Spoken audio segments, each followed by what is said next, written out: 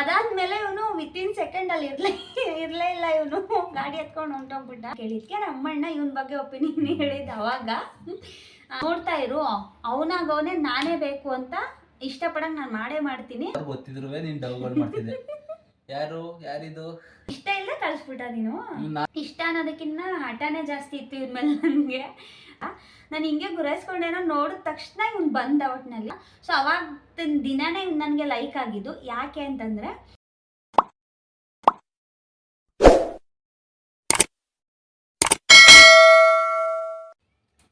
Hi hello good morning everyone, welcome back to my new vlog. Most requested ಅಂತಲೇ ಹೇಳ್ಬೋದು. ಇವತ್ತಿನ vlog ಏನು ಅಂತ ಆಲ್ರೆಡಿ ನಿಮಗೆ ತಮ್ಲೈನ್ ನೋಡಿದ್ರೇ ಗೊತ್ತಾಗಿರುತ್ತೆ. ಸೊ ಇವತ್ತು ಲವ್ ಸ್ಟೋರಿ ವ್ಲಾಗು. ಸ್ಕಿಪ್ ಮಾಡ್ದೇನೆ ವ್ಲಾಗ್ನ ನೋಡಿದ್ರೇ ನಿಮಗೆ ಅರ್ಥ ಆಗೋದು, ಇಲ್ಲ ಅಂತಂದರೆ ಅರ್ಥ ಆಗದ. ಸೊ ಇವಾಗ ಫಸ್ಟು ನೀನು ಹೇಳ್ತೀಯೋ ನಾನು ಹೇಳ? ನೀನೇ ಸ್ಟಾರ್ಟ್ ಮಾಡು. ನಾನೇ ಹೇಳ? ನಿಂದು ಐಫೋನ್ ಎತ್ಕೊಡ್ಬೇಕಿತ್ತು, ಅದು ಓಪನ್ ಆಯ್ತಾಯ್ತಾ? ಓಪನ್ ಆಗ್ತಾಯಿಲ್ಲ. ಅದ್ರ ಮೆಸೇಜ್ ಹೇಳ್ಬೋದಿತ್ತು. ಫಸ್ಟು ನಾವಿಬ್ಬರು ಇಷ್ಟಪಟ್ಟಿರಲಿಲ್ಲ.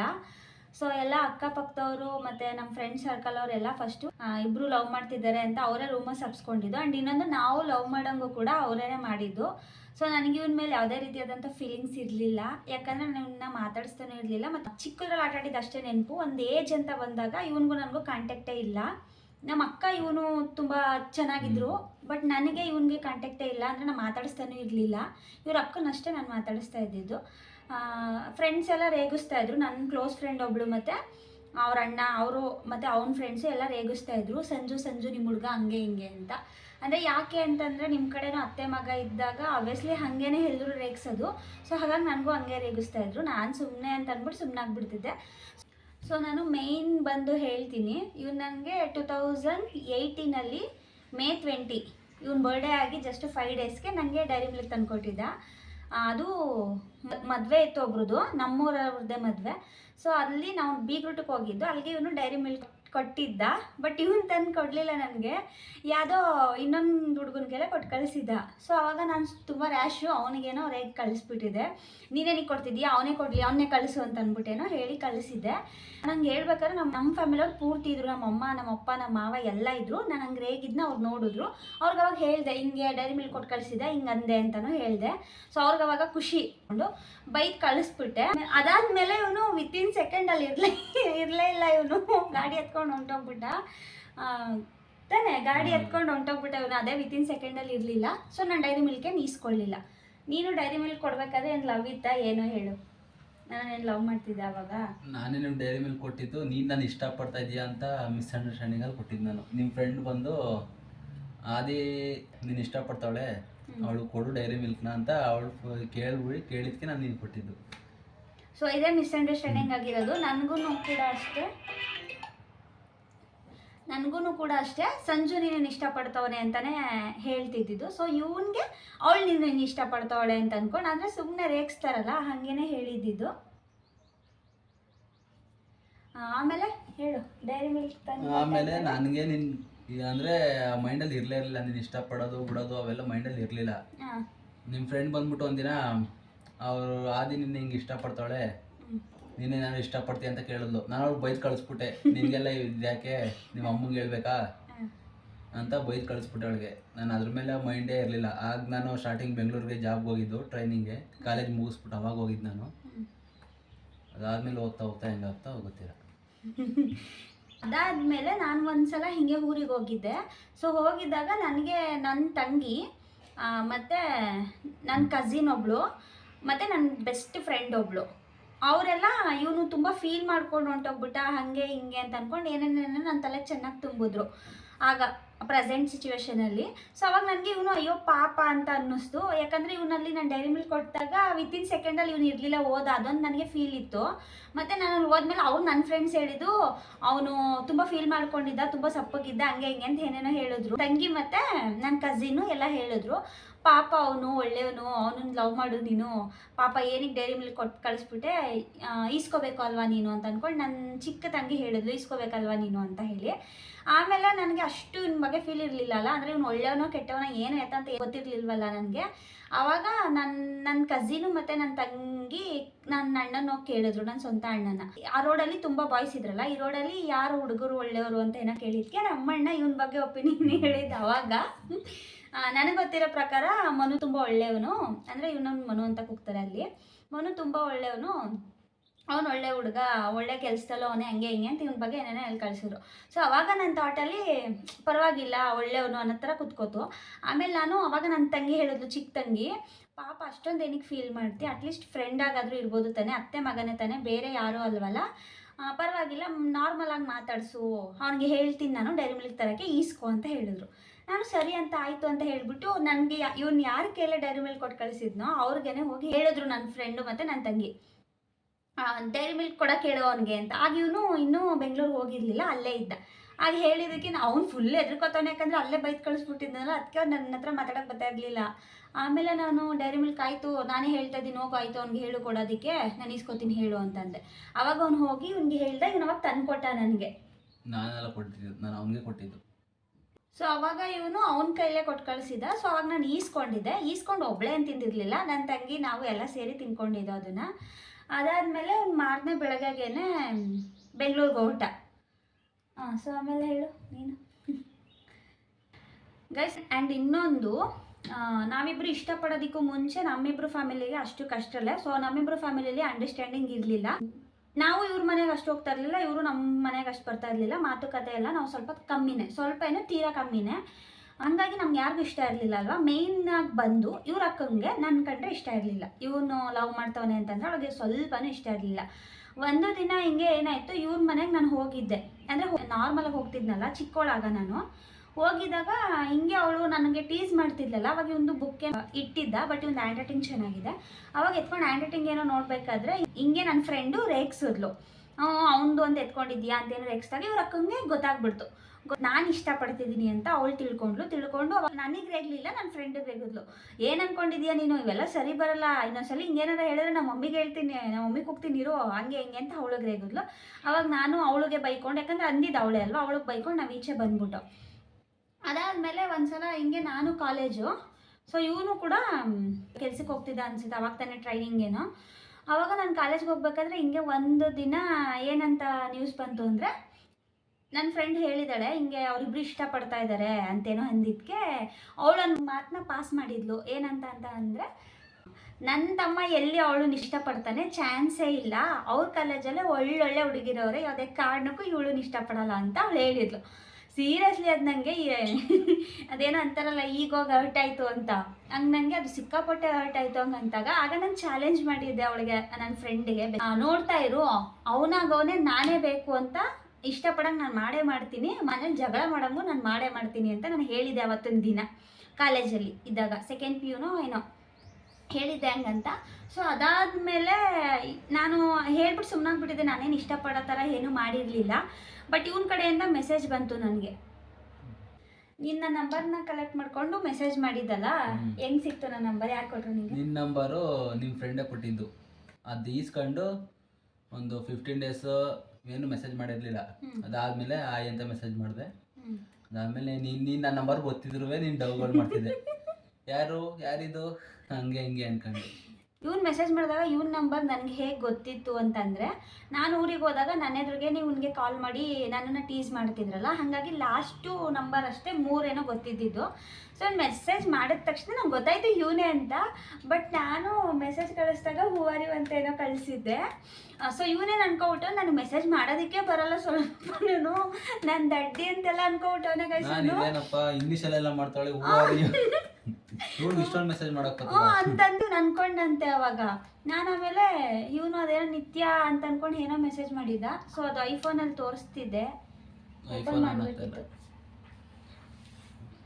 ಗೈಸ್ ಇಲ್ಲಿ ನೋಡ್ತೀನಿ ಗೈಸ್, ಇವಾಗ ಐಫೋನ್ ಚಾರ್ಜ್ಗೆ ಹಾಕಿದ್ದೀವಿ, ನೋಡೋಣ ಚಾರ್ಜ್ ಆದರೆ ನಾನು ತೋರಿಸ್ತೀನಿ ಮೆಸೇಜ್ನ, ಇಲ್ಲ ಅಂತಂದರೆ ಇಲ್ಲ. ಪಾಸ್ವರ್ಡ್ ಯಾಕೋ ಅದು ರಾಂಗ್ ಪಾಸ್ವರ್ಡ್ ಅಂತ ಬರ್ತೈತೆ. ಸೊ ನೋಡ್ತೀವಿ, ಅದು ಗೊತ್ತಾದರೆ ಹೇಳ್ತೀನಿ, ನಾನು ತೋರಿಸ್ತೀನಿ ನಾನು ನಿಮಗೆ. ಹೇಳಿ ಇವಾಗ ಮೆಸೇಜ್ ಮಾಡಿದ್ದಲ್ಲ. ಸೊ ಹಂಗೆ ಮೆಸೇಜ್ ಮಾಡಿದ ಇವನು. ನಾನು ನಾರ್ಮಲಾಗೆ ಊಟ ತಿಂಡಿ, ಅದೇ ಟಿಫನು ಆ ಥರ, ಕಾಫಿ ಟೀ ಅಂತ ಆ ಥರ ಮಾಡಿದ್ದು. ಬಟ್ ಇವನು ಇಂಡೈರೆಕ್ಟ್ ಆಗಿ ಪ್ರಪೋಸ್ ಮಾಡೋ ತರನೇ ಕಳಿಸಿದ್ದ. ನೀನು ಒಪ್ಕೋತೀಯನೋ ನೀನು ಹೇಳ್ತೀಯನೋ ಅಂತ ನನ್ನ ಹತ್ರ ಇಷ್ಟ ಇಲ್ಲದೆ ಕಳಿಸ್ಬಿಟ್ಟ ನೀನು. ನಾನು ಅದಕ್ಕೇನೆ ಅದಾದ್ಮೇಲೆ ನಿನ್ನ ಹತ್ರ ಹೇಳ್ಸ್ಕೊಳಕ್ಕೆ ಹಂಗೆ ಇಂಡೈರೆಕ್ಟ್ ಆಗಿ ಮಾಡ್ತಿದ್ದೆ ಮೆಸೇಜ್ನ. ಇಂಡೈರೆಕ್ಟ್ ಆಗಿ ಮಾಡ್ತಾ ಇದ್ದ, ಬಟ್ ನನಗೆ ಅಷ್ಟೇನು ಫೀಲ್ ಏನು ಇರ್ಲಿಲ್ವಲ್ಲ ಇವನ್ ಬಗ್ಗೆ. ಬಟ್ ತುಂಬಾ ಸಿಟ್ಟಿತ್ತು ಇವ್ರ ಅಕ್ಕ ಹಂಗ ಅಂದಿದ್ ಮಾತಿಗೆ ಮಾತ್ರ ಸಿಕ್ಕಾಪಟ್ಟೆ ಸಿಟ್ಟಿತ್ತು ನಂಗೆ ಇವನ್ ಮೇಲೆ. ಹಟ್ಟದಿಂದನಾರು ಸರಿ ಇವ್ನ ನಂಗೆ ಐ ಲವ್ ಯು ಅಂತ ಹೇಳಲೇಬೇಕು ಅಂತ ಹಠ ಮಾತ್ರ ನನಗಿತ್ತು. ಬಟ್ ಆ ಥರ ಏನು ಮಾಡಲಿಲ್ಲ ನಾನು. ಒಟ್ನಲ್ಲಿ ಆ ಹಠ ಮಾತ್ರ ಸಿಕ್ಕಾಪಟ್ಟೆ ಇತ್ತು ನನಗೆ. ಇಷ್ಟ ಅನ್ನೋದಕ್ಕಿಂತ ಹಠನೇ ಜಾಸ್ತಿ ಇತ್ತು ಇವ್ರ ಮೇಲೆ ನನಗೆ. ಇವನವಾಗ ಹಂಗೆಲ್ಲ ಕಳಿಸಿದ್ರು ನಾನೇನು ರೆಸ್ಪಾನ್ಸ್ ಮಾಡ್ತಾ ಇರಲಿಲ್ಲ. ಅಂದರೆ ನನಗೇನೋ ಗೊತ್ತೇ ಇಲ್ಲ ನೋಡಂಗೆ ಸುಮ್ಮನಾಗ್ಬಿಡ್ತಿದ್ದೆ. ಮಾಮೂಲಿ ಊಟ ತಿಂಡಿ ಕಾಫಿ ಆ ಥರ ಮೆಸೇಜ್ ಮಾಡ್ತಿದ್ದು. ಬಟ್ ಇವ್ನು ಬೆಳಗ್ಗೆ ಟಿಫನ್ ಕಳಿಸಿದ್ರೆ ನಾನು ಮಧ್ಯಾಹ್ನ ಇಲ್ಲ ಸಂಜೆ ಹಂಗೆ ಕಾಫಿ ಅಂತ ಕಳಿಸ್ತಾ ಇದ್ದೆ. ಯಾಕಂದರೆ ಅದು ನಮ್ಮ ಮಮ್ಮಿ ಫೋನ್ ಅಲ್ವಾ, ನಮ್ಮ ಹತ್ರ ಏನು ಜಾಸ್ತಿ ಇರ್ತಾ ಇರಲಿಲ್ಲ. ಮೆಸೇಜ್ ಮಾಡ್ತಿದ್ದು ತೀರಾ ಕಮ್ಮಿ, ಹಾಗಾಗಿ ಆ ಥರ ಕಳಿಸ್ತಾ ಇದ್ದೆ ನಾನು. ಆಮೇಲೆ ಒಂದಿನ ಹಿಂಗೆ ದೀಪಾವಳಿ ಹಬ್ಬ ಬಂತು, ಗ್ರ್ಯಾಂಡ್ ಹಬ್ಬ ಅದೇ ಅಲ್ವಾ. ಅವಾಗ ಇವ್ರ ಮನೇಲಿ ವಿಷಯ ಗೊತ್ತಾಗೋಗೈತೆ, ಅಂದರೆ ಮೆಸೇಜ್ ಮಾಡ್ತಾ ಇದ್ದೀವಿ ಅಂತ ಹೇಳಿ. ಇವ್ರ ಅಕ್ಕ ಎಲ್ಲ ಮೆಸೇಜ್ನು ನೋಡ್ಬಿಟ್ಟವಳೆ, ಗೊತ್ತಾಗ್ಬಿಟ್ಟಿದೆ. ಇವ್ರ ಅಕ್ಕ ಹಿಂಗೆ ಇವನು ಪಟಾಕಿ ಏನೋ ಹೊಡಿಯೋಕ್ಕೆ ಆ ಕಡೆ ಮುಂದೆ ಆದಂಗೆ ರೋಡ್ ಸೈಡಲ್ಲಿ ನಿಂತಿದ್ದ. ಇವ್ರ ಅಕ್ಕ ಬಂದು ನನಗೆ ಆದಿ ಬಾಯ್ಲಿ ಅಂತ ಕೂಗಿದ್ಲು. ಅದಕ್ಕೆ ನಾನು ಏನು ನೀನೇ ಬಾ ಅಂತಂದೆ. ಅವಳು ಒಂದು ಸ್ವಲ್ಪ ನಿನ್ನ ಹತ್ರ ಏನೋ ಮಾತಾಡಬೇಕು, ಅಲ್ಲಿ ಜನ ಅವರೇ ನೀ ಇಲ್ಲಿಗೆ ಬಾ ಅಂತ ಹೇಳಿದ್ಲು. ಸರಿ ಆಯಿತು ಅಂತ ಹೇಳಿ ಪರ್ಸ್ನಲಾಗಿ ಸ್ವಲ್ಪ ಆ ಕಡೆ ಹೋದೋ. ಆ್ಯಂಡ್ ಇನ್ನೊಂದು ಅವಾಗ ಏನು ಅಂತಂದರೆ, ನನ್ನ ಬೆಸ್ಟ್ ಫ್ರೆಂಡು ಏನಿದ್ಲು ಅವಳು ಅವಾಗ ಅವಳ ಪಕ್ಷ ಆಗಿಬಿಟ್ಟಿದ್ಲು, ಇವ್ರ ಅಕ್ಕನ ಪಕ್ಷದಲ್ಲಿದ್ಲು. ಅವಳೇ ಅವಾಗೆಲ್ಲ ಸ್ವಲ್ಪ ಹೇಳಿದ್ಲು ಅಂತ ಅನಿಸುತ್ತೆ. ಸೊ ಅವಳು ಕೂಗಿದ್ಲು, ಕೂಗಿ ನನ್ನನ್ನು ಕೇಳಿದ್ಲು, ಏನು ನನ್ನ ತಮ್ಮ ನೀನು ಇಷ್ಟಪಡ್ತಿದ್ದೀರಾ ಅಂತ. ಇಲ್ವಲ್ಲ ಅಂತಂದೆ. ಆವಾಗ ಮೆಸೇಜ್ ಎಲ್ಲ ಮಾಡ್ತಿದ್ರು, ನಾನು ಎಲ್ಲ ಮೆಸೇಜು ನೋಡಿದೆ ಅಂತಂದ್ಲು. ಹೌದಾ ಅಂತಂದೆ. ಆಮೇಲೆ ಅವಳು ಇವೆಲ್ಲ ಸರಿ ಬರಲ್ಲ ನೋಡು, ನಾನು ಮಾವಂಗೆ ಹೇಳ್ತೀನಿ ಅಂತಂದ್ಲು. ನಮ್ಮ ಮಾವಂಗೆ ನಾನು ಎದ್ರಿಕೋತಾ ಇದ್ದೆ, ನಮ್ಮ ದೊಡ್ಡ ಮಾವಂಗೆ ಸಿಕ್ಕಾಪಟ್ಟೆ ಎದ್ರಿಕೋತಿದ್ದೆ ಆ ಟೈಮಲ್ಲಿ.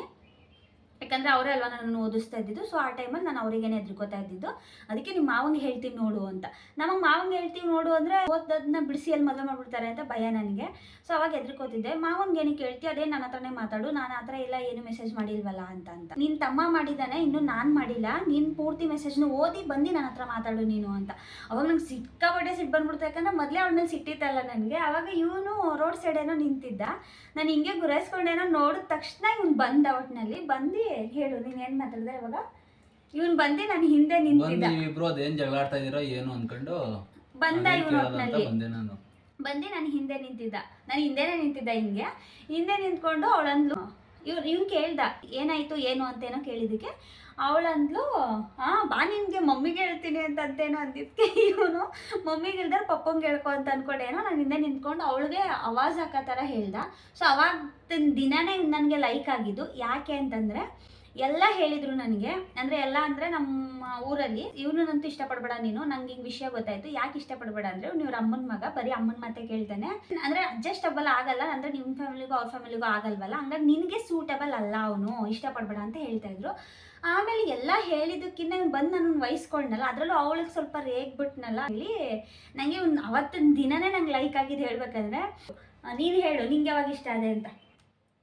ನನಗೂ ಆವಾಗಲೇ ಹಬ್ಬದ ದಿನನೇ, ಅವಾಗ ಹಬ್ಬದಲ್ಲೇ ಬಂದು ಇಷ್ಟ ಆಗಿದ್ದು.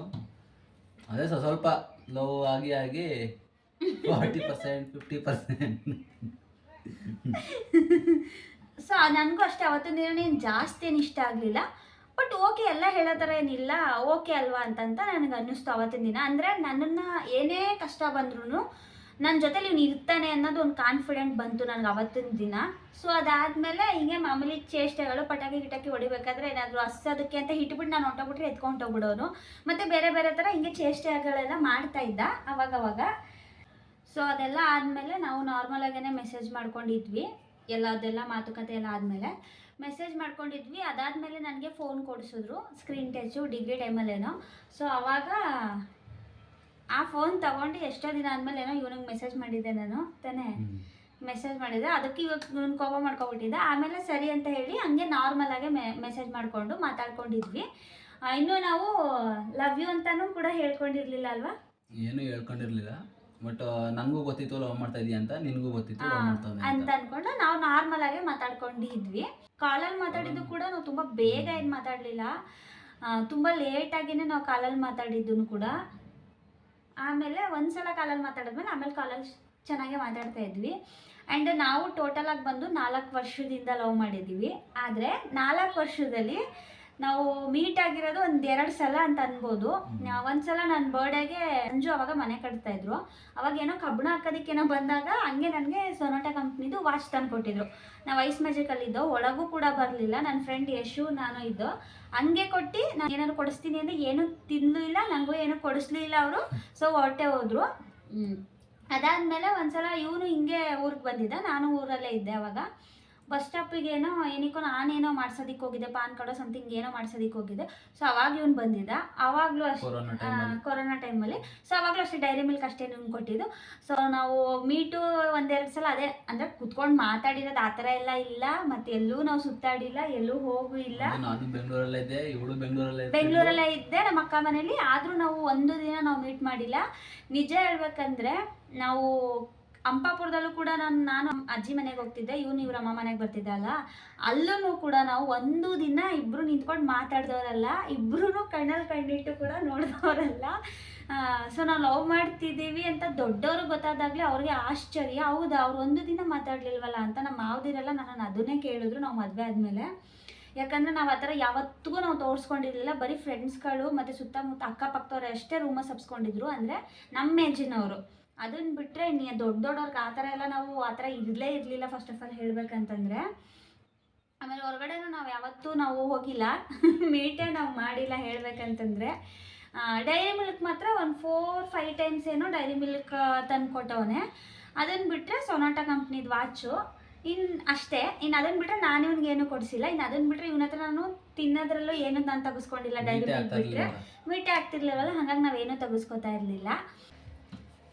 ಆ್ಯಂಡ್ ಇನ್ನೊಂದು ಗೈಸ್, ನಾನು ಇವನ್ನ ಮೇಯ್ನಾಗಿ ಇಷ್ಟಪಡೋದಕ್ಕೆ ರೀಸನ್ ಬಂದು, ಸೊ ನಾನು ಕಾಲೇಜ್ಗೆ ಹೋಗ್ಬೇಕಾದ್ರೆ ನಾನು ತುಂಬ ನೋಡಿದೆ ಲವ್ ಸ್ಟೋರಿಗಳು. ಸೊ ಅದರಲ್ಲಿ ಅಲ್ಲಿರೋ ನನ್ನ ಫ್ರೆಂಡ್ಸು ಹುಡುಗರುಗಳಿಗೆ ಕಂಪೇರ್ ಮಾಡಿಕೊಂಡ್ರೆ, ಅಂದರೆ ನನ್ನ ಫ್ರೆಂಡ್ ಲವರ್ಗಳಿಗೆ ಕಂಪೇರ್ ಮಾಡಿಕೊಂಡ್ರೆ ಇವನು ಸ್ವಲ್ಪ ಬೆಸ್ಟ್ ಅನ್ನೋ ಥರನೇ ನನಗೆ ಅನ್ನಿಸ್ತಾ ಇತ್ತು. ಯಾಕಂದರೆ ಅವರೆಲ್ಲ ಬ್ಯಾಡ್ ವರ್ಡ್ಸ್ ಎಲ್ಲ ಯೂಸ್ ಮಾಡ್ತಿದ್ರು. ನನಗೆ ನಾವು ಲವ್ ಮಾಡ್ಬೇಕಾದ್ರೆ ನಾವು ಒಂದು ದಿನವೂ ಕೂಡ ನಾವು ಜಗಳ ಆಡಿಲ್ಲ, ಅಂದರೆ ಜಗಳ ಆಡಿದ್ದೀವಿ, ಕೆಟ್ಟ ಮಾತು ಯೂಸ್ ಮಾಡಿಲ್ಲ ಯಾವತ್ತೂ ಕೂಡ. ಇವನು ಯಾವತ್ತಿಗೂ ನನಗೆ ಬೈದಿಲ್ಲ.